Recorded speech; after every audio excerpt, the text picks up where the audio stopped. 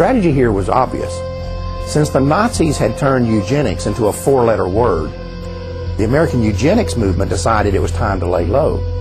So most of their writings during this time period downplayed the role of eugenics and couched their agenda in terms of helping the African American. Perhaps the best example of this is a 1,500-page book by eugenicist Gunnar Myrdal called An American Dilemma: The Negro Problem in Modern Democracy. Interestingly, this book was not the result of some mom-and-pop operation. Myrdal had 75 assistants working on this project whose salaries were being paid for by the Carnegie Corporation, and Carnegie had been a major player in the eugenics movement for many years. Gunnar Myrdal and his wife Alva were both involved in eugenics. They were funded by both the Rockefeller Foundation and the Carnegie Corporation. They were also closely linked to a Swedish eugenics program which forcibly sterilized 66,000 people. When you read Chapter 7 of this book, it becomes undeniable that this is a blueprint for the modern eugenics movement that we still see in the United States today. The bottom line is that Gunnar Myrdal believed that not only could blacks not help themselves, he felt that nobody could help them, and the only solution in his eyes was to get rid of them. Commonly, it is considered a great misfortune for America that Negro slaves were ever imported. The presence of Negroes in America today is usually considered a plight of the nation. Chapter 7, page 167. All white Americans agree that if the Negro is to be eliminated, he must be eliminated slowly, so as not to hurt any living individual Negroes. Chapter 7, page 168. The only way possible of decreasing Negro population is by means of controlling fertility. Chapter 7, page 170.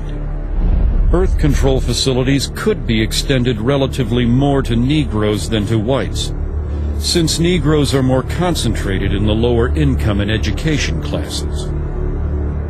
Chapter 7, page 176. One thing I find very revealing about Chapter 7 is the first paragraph.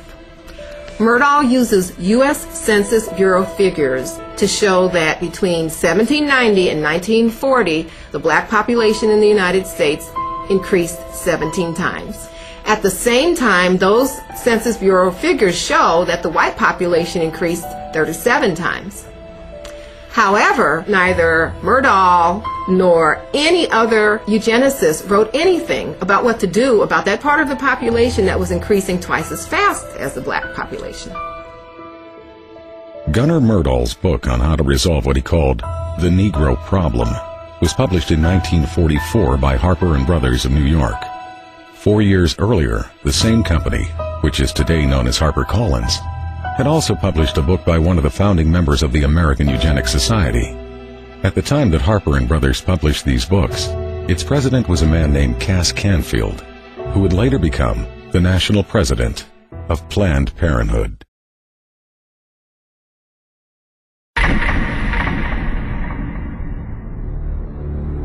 We hope that the restraint of population growth can come about through voluntary means. But if it does not, involuntary methods will be used. Dr. Donald Minkler, 1972. Donald Minkler was the president of the American Association of Planned Parenthood Physicians and a member of the board of directors of Planned Parenthood Federation of America. Like many of those in the eugenics movement, he understood that their plans would not always be voluntarily adopted, and that the use of governmental coercion or even force might one day be necessary. The idea of forced eugenics was not something that suddenly developed in the 1970s. In a 1929 speech, American eugenicist Samuel Holmes had proposed that mandatory birth control should be used as a tool to eliminate what he called the menace to the white race that had been created by increases in black population. His solution was to have a quota system in which the right to have a child would be controlled by the government and determined by race. At the time, Holmes was on the National Council of the American Birth Control League, which would later become known as Planned Parenthood.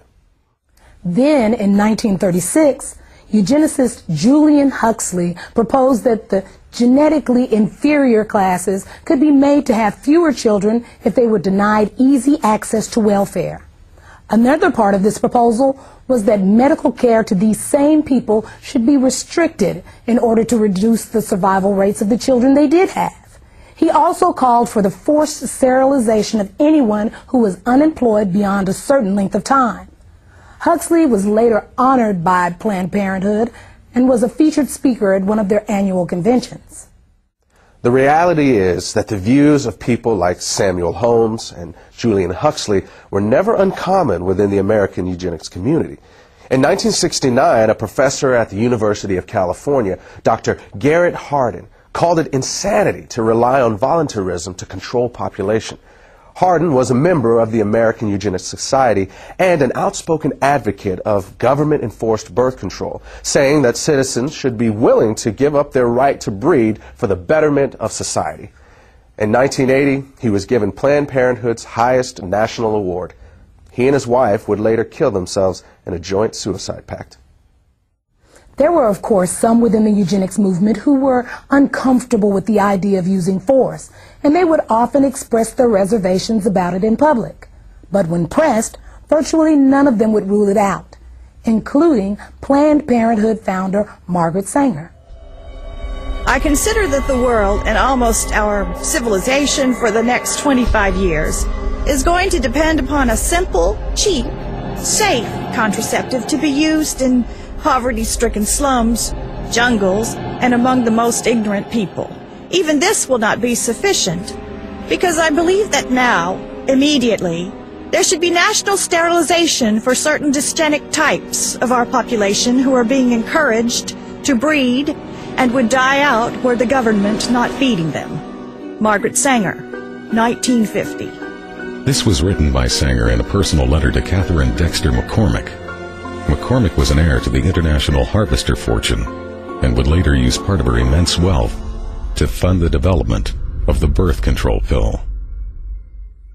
In 1966, an example of the coercive power of state eugenics laws was seen in Maryland when 3 young mothers applied for welfare benefits. All 3 were arrested for child neglect, even though the authorities never claimed to have any evidence of abuse or neglect. Instead, the women were held under a state law which stated that simply being unmarried and pregnant was child neglect. The judge in this case warned the women that if they ever became pregnant again, the state would take custody of all their children. Officials in Prince George's County, where the arrest took place, stated that welfare recipients could avoid being prosecuted under this law by submitting to state-sponsored birth control education.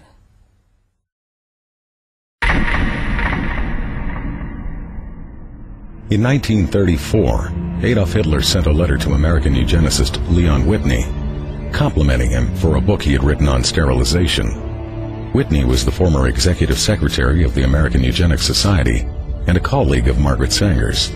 Sanger also published his writings in the Birth Control Review. In the book that Hitler was praising, Whitney had written that America could eliminate what he called the slum elements of society by sterilizing the lowest 25% of its population. He claimed this was necessary because such people are too stupid to understand or practice even simple methods of contraception. Besides, he said, the country would hardly miss them. One of the people he was talking about was named Elaine Riddick. At the age of 13, I became pregnant. I was raped by